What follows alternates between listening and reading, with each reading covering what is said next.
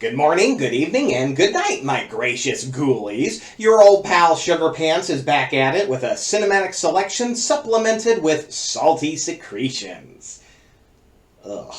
Sorry, that one was kinda gross. Today's succulent subject is 1984's Monster Dog, also known as The Lord of the Dogs, a ghastly gratuity starring the always incorrigible Alice Cooper. So what are we going to find in this pathetic pound puppy pittance? Let's unchain that sleaze docket and find out.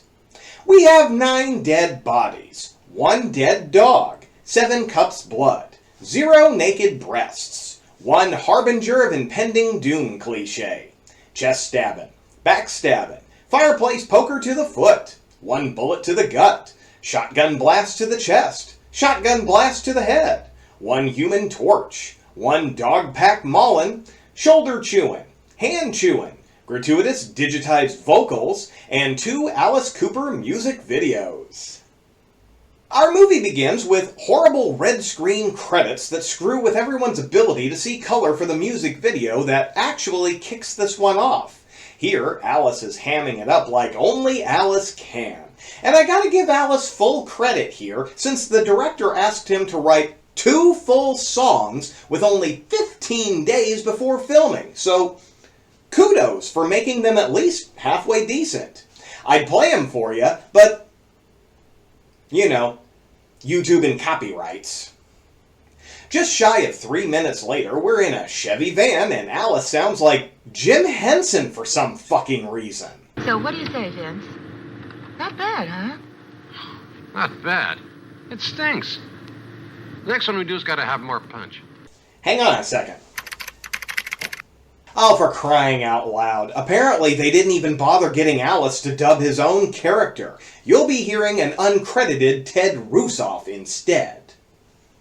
In the back of the van, the gang is just having the time of their lives. Very funny, very funny. Sandra asks how long it's been since Vincent has been back home, and he says about 20 years, and that Joss, the caretaker, is the only person left. At the house, we see an old man setting up a really lousy welcome home party, complete with triangular sliced sandwiches. He hears some noises and goes to investigate, finding an open window banging in the breeze. Suddenly, a dog starts barking.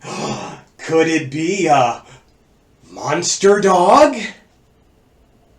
Upstairs, he just finds a pack of garden variety snarling beasties. But instead of seeing any attack, we cut to the local law who are ready for some football! Vincent and his crew point out that this is yet another roadblock and that the police are making too big a deal about those mad dogs. Vince gets out to show his registration and says he used to live there. Sheriff Morrison reminds him they actually knew each other when Vincent was a kid, then alludes to his father, but Vince cuts him off short. He reminds them that there have been 5 deaths attributed to mad dog attacks, and that Vince should remember them from before. You sure picked a fine time to come back home, Vince. You picked a fine time to leave me, Lucille. The sheriff again makes vague statements about his dad and sends him on his way.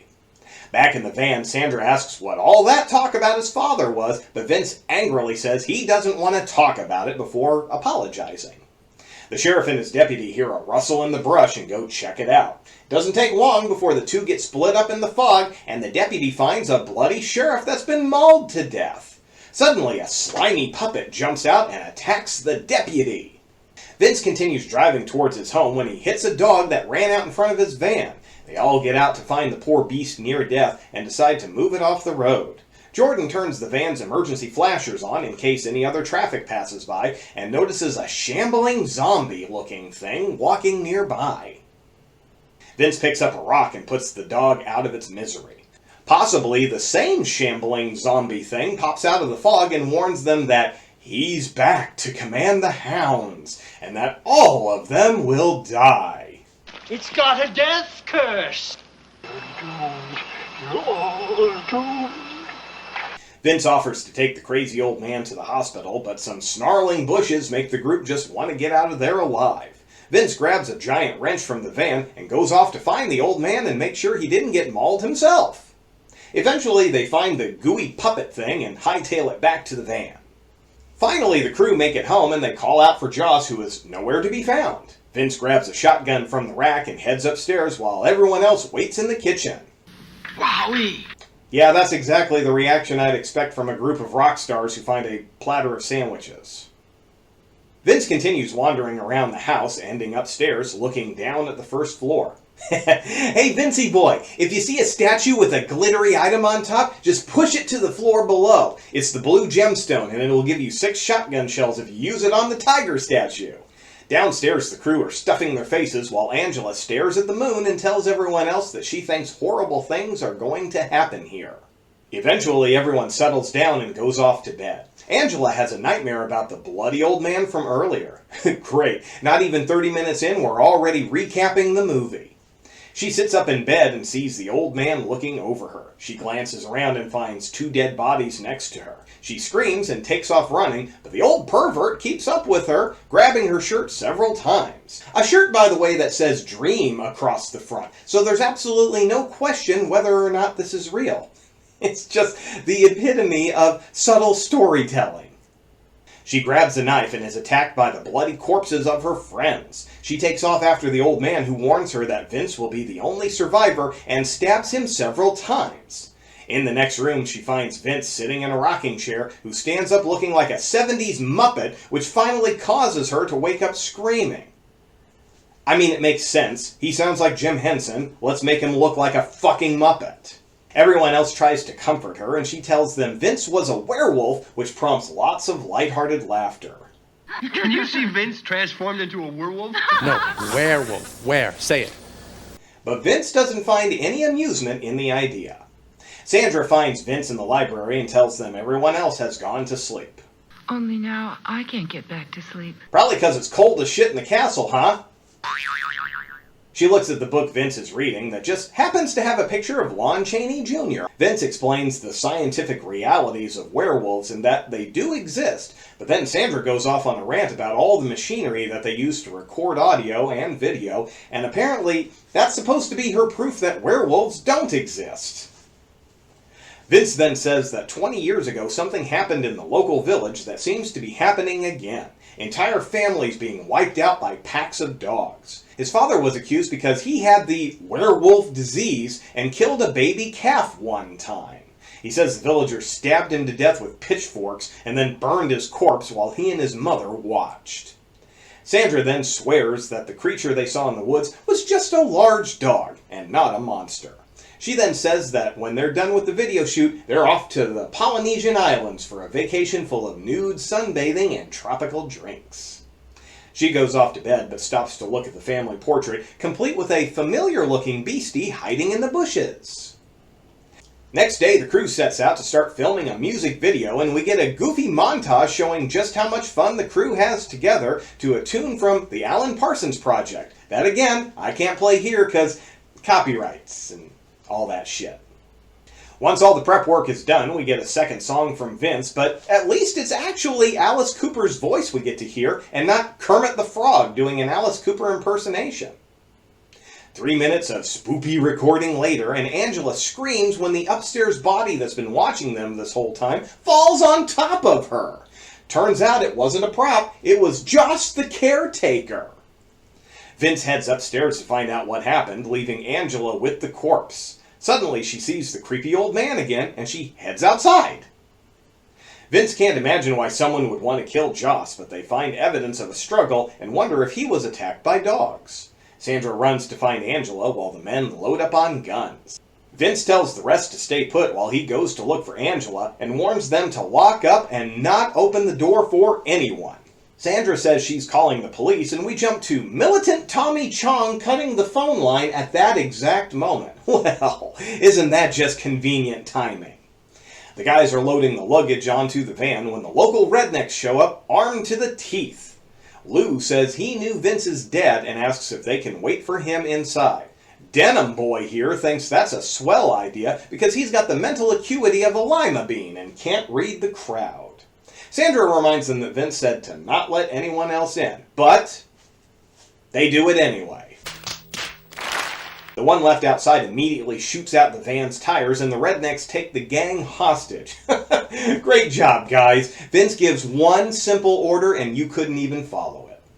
The rednecks find Joss's body and see that the heart's been ripped clean out. Lou blames it on Vince, and then announces he's got a silver bullet to put him down. Sandra identifies the group as the same ones who killed Vince's dad, and Lou says his mistake was not killing the whole family back then.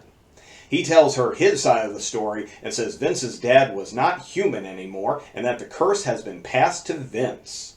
Sandra asks about the pack of dogs, and Lou says the werewolf controls them himself. Sandra threatens to go to the sheriff, but they tell her both he and the deputy are dead. They say they've seen the monster with their own eyes, but Sandra says it can't be Vince because she was with him when they spotted it in the fog. Well, I guess you must be the werewolf sweetheart. Ain't that right? Guys, that really wasn't that funny of a joke. Maybe if you told it in a stupid Larry the Cable Guy accent, you'd get a deal with Prilosec or something, but still.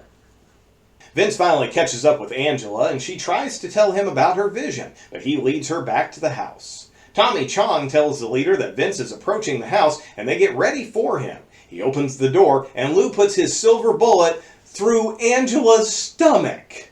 She staggers inside, and everyone suddenly pantomimes being in slow motion, and the mob takes off after Vince, who heads upstairs. Always a smart move in a horror movie. Tommy Chong starts in with the homophobic slurs, so I guess it's not just about werewolves with these idiots. But before he can kill the guys, Sandra grabs a fireplace poker and runs it through his foot.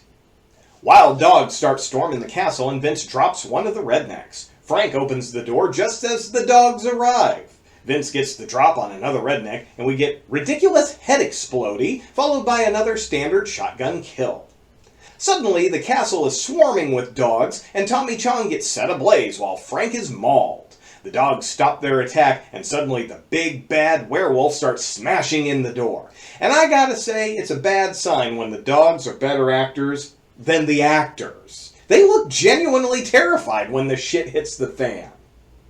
Jordan gently walks towards the werewolf puppet, allowing it to grab a hold of him and chew his hand off while the dogs chase the ladies upstairs. One gets her hair slammed in the door, and Sandra has to cut it off to free her. The werewolf bursts through the wall, but doesn't bother attacking the ladies. Sandra runs out for a fight and crashes into Vince. Coincidentally, the exact moment the werewolf disappears. Ooh. Mary Lou starts accusing Victor of being the werewolf thanks to him not being around during the attack, as well as the dogs no longer attacking once he shows up. Sandra asks Vince what they should do, but he doesn't answer. Mary Lou is trying to get some rest while Sandra walks out into the main room where Vince has some serious fog machine action going on. The main floor is packed with pooches, and she slowly steps down the stairs to see Vince ruling over them. She approaches him, and he remarks that it's amazing how they've calmed down. He tells her to go get Mary Lou so they can leave, and she tiptoes through the terriers, that's where out! The three survivors get into the redneck's car only to find the keys aren't in the ignition. Mary Lou stays in the car while Vince and Sandra go inside to search the bodies. Suddenly, Lou wakes up and grabs Vince, but Sandra blows him away. They start up the car and take off, and Sandra decides to tempt fate. I can hardly believe that this nightmare is finally over. When we know goddamn well there's a backseat jump scare coming. Ooh. There it is, like fucking clockwork. Mary Lou's dead body slumps back down, and the werewolf gives us a second jump scare, sinking its teeth into Vince's shoulder. Sandra jumps from the car, and we get a really shitty implied car crash. Sandra hears a gunshot and heads to check it out. During the walk over, we get all sorts of bird calls and wolf howls until she finally gets to the car, but neither Vince nor the werewolf can be found, just Mary Lou's body. Suddenly, the bloody old man pops up and grabs Sandra. He says Vince's blood is now as tainted as his. Turns out the old coot was bitten by Vince's dad, and the werewolf disease was passed to him, and he in turn has passed it to Vince.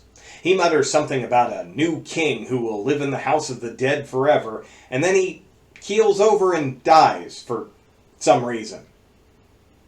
Sandra backs into the brush, and we see a figure pass behind her.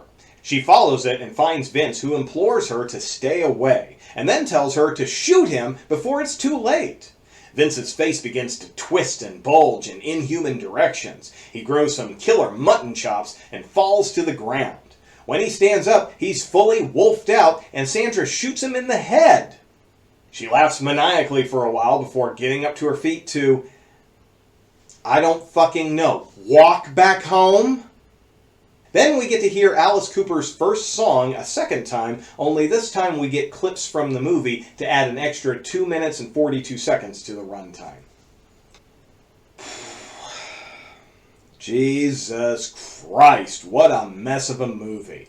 But what do you expect from director Claudio Fragasso? Now, at first you may not recognize that name, but I bet you know another movie he directed. Troll 2. That's right, folks. He's responsible for one of the most infamously bad movies ever made. But at least that one fell into the it's so bad it's good category. Monster Dog just left a tight coil on the sidewalk and didn't bag it up, making sure the rest of us might accidentally step in it and have to spend the rest of the day digging shit out of the waffle patterns of our boots. How's that for your dog analogy, huh? Honestly, my biggest issue with this movie is just how dreadfully dull it is. I normally don't mind bare-bones plots, as they tend to give the director a lot more room to play around with. But not here. This whole thing was just a dreadful bore where nothing happens, nothing happens, nothing happens, and then suddenly something happens, but who cares, because it looks terrible. But I would say the most disappointing aspect is that Alice Cooper wasn't voiced by Alice Cooper. I mean, how stupid do you have to be to vocally neuter the biggest reason anyone would want to watch this movie? And then when you dig just a little bit into the production of this turd, you find out that the dogs were intentionally deprived of food in order to get them to perform for the camera. At some point, you just start wondering if there was a single professional in charge of this entire fucking mess of a project. I guess if there's one thing I'll give this movie credit for, it's turning the monster into the harbinger of impending doom. Off the top of my head, I can't think of very many movies that have done that. I mean, could you imagine how differently the Friday the 13th movies would have been if Crazy Ralph ended up being the killer? Now, as I mentioned above, Claudio Fragasso directed this one, and he's had an interesting career. Other directorial projects of his include Hell of the Living Dead, Rats, Night of Terror, Zombie 3, and Troll 2. Though it should be mentioned that he tends to use alternate names like Clyde Anderson, Claude Fragrass, Clyde Ferguson, Claudio Fracassi, Drake Floyd, and Turd Ferguson. Yeah, that's right. Turd Ferguson. It's a funny name. Okay, I made that last one up. Alice Cooper starred in, but didn't voice, our lead Vince Raven, and practically has been a household name for decades. Other movies he starred in include Prince of Darkness, Freddy's Dead, The Final Nightmare, and Wayne's World. Actually, it's pronounced Milwaukee, which is Algonquin for the good land. Well, that's going to wrap up this putrid puppy parable, and I'm going to make amends by taking my own little puppers out for walkies. So until I greet you for the next cantankerous chronicle, this is your old pal Sugar Pants. See you in your dreams.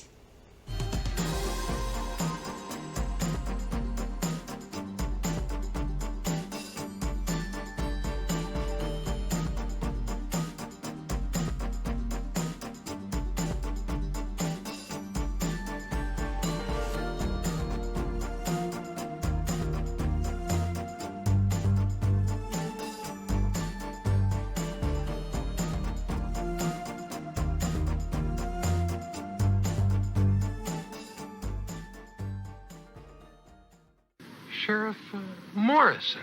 Yeah, I remember. I used to sit on your lap and piss all over your pants, right?